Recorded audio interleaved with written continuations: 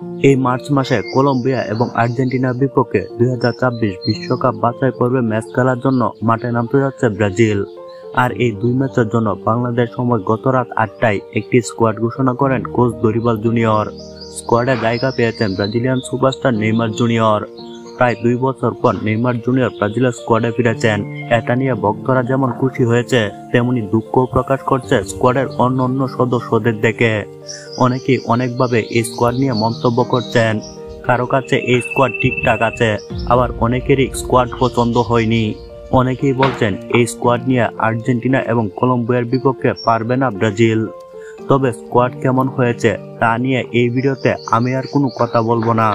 আমি কথা বলবো এই স্কোয়াডের 23 জন কে কোন পজিশনে খেলবে এবং শুরুর একাদশে কে কে জায়গা পেতে পারেন।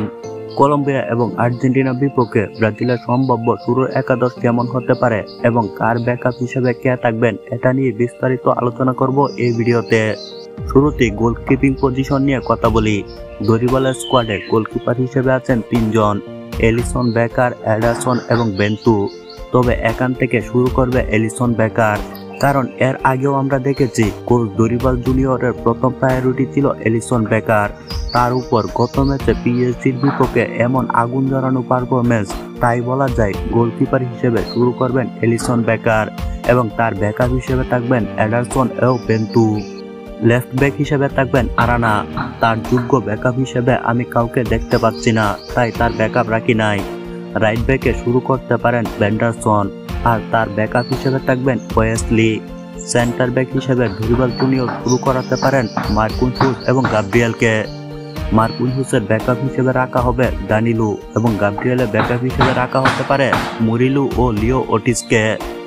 ডিফেন্সিভ মিডফিল্ডার হিসেবে শুরু করতে পারেন গার্সন ও ব্রুনো গুইমারেস। গার্সনের ব্যাকআপ হিসেবে আন্দ্রে ও ব্রুনো গুইমারেসের ব্যাকআপ হিসেবে থাকবেন জুয়েলিংটন। আর অ্যাটাকিং মিডফিল্ড অর্থাৎ প্লেমেকার হিসেবে থাকবেন নেইমার জুনিয়র। তার ব্যাকআপ হিসেবে থাকবে ম্যাথিউস কুনহা। লেফট উইংয়ে ভিনিসিয়াস জুনিয়র এবং রাইট উইংয়ে রাফিনহা। ভিনির ব্যাকআপ হিসেবে থাকবেন সেভিনহু আর রাফিনহার ব্যাকআপ হিসেবে রাখা হবে এস্তেবাউকে। এবং তাদের মাঝে নাম্বার 9 পজিশনে শুরু করবেন রদ্রিগো আর তার ব্যাকআপ হিসেবে থাকবেন জিও পেদ্রু।